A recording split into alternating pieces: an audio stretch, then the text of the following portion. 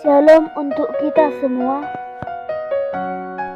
Perkenalkan, saya bernama Juni Romoli Sinaga sebagai mahasiswa di Institut Agama Kristen Negeri Tarutung, Prodi Pendidikan Agama Kristen Grup C dengan NIM 200101087.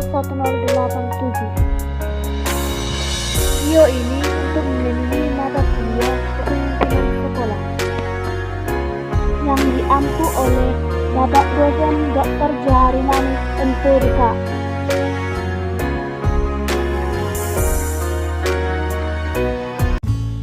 Halo semua, sebelum saya menjelaskan tentang kepemimpinan militeristik, pertama kita perlu mengetahui arti dari kepemimpinan. Kepemimpinan adalah kemampuan mempengaruhi orang lain, bawahan atau kelompok, kemampuan mengarahkan tingkah laku bawahan atau kelompok, ataupun pemandu pihak tertentu untuk mencapai tujuan terkait sebuah organisasi atau kelompok. Atau juga dapat diartikan sebagai sebuah kemampuan yang dimiliki oleh seseorang untuk mempengaruhi orang lain dalam hal pekerjaan yang bertujuan untuk mencapai tujuan organisasi yang telah ditetapkan sebelumnya. Bagaimanakah seorang pemimpin itu?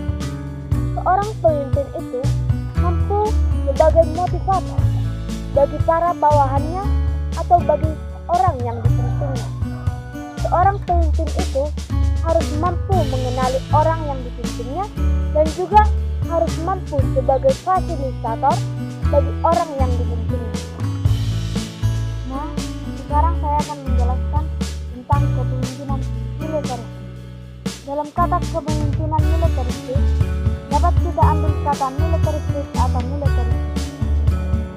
Militerisme adalah suatu pemerintahan yang didasarkan pada jaminan keamanannya terletak pada kekuatan militernya. Pemimpin militeristik dalam praktik pemimpin ialah mengutamakan kekuasaan atau power. Seorang pemimpin bertipe militeristik menganggap dirinya adalah segalanya. Egonya kokoh menyatakan dirinya adalah pusat kekuasaan dan kewenangan, sehingga ia berhak menjadikan anak buahnya sesuai dengan kehendaknya. Bawahan tidak boleh membantah atau mengajukan syarat.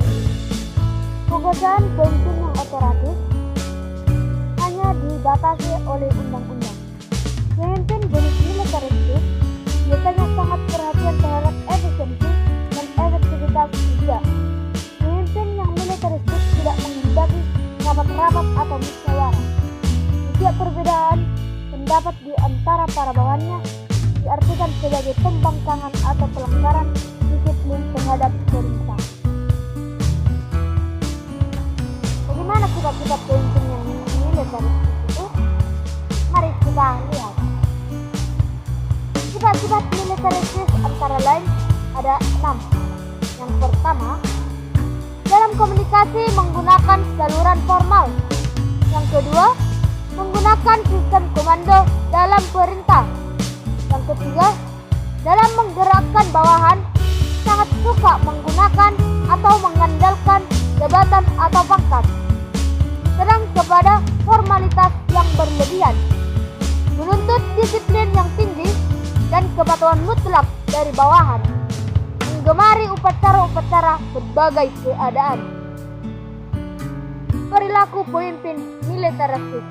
Bagaimana perilaku pemimpin yang militeristik itu? 1. Mempraktekkan komunikasi satu arah atau one way traffic of communication. 2. Pengawasan kepada anak buahnya sangat ketat. 3. Saran pertimbangan pendapat dari bawahan bersifat tertutup.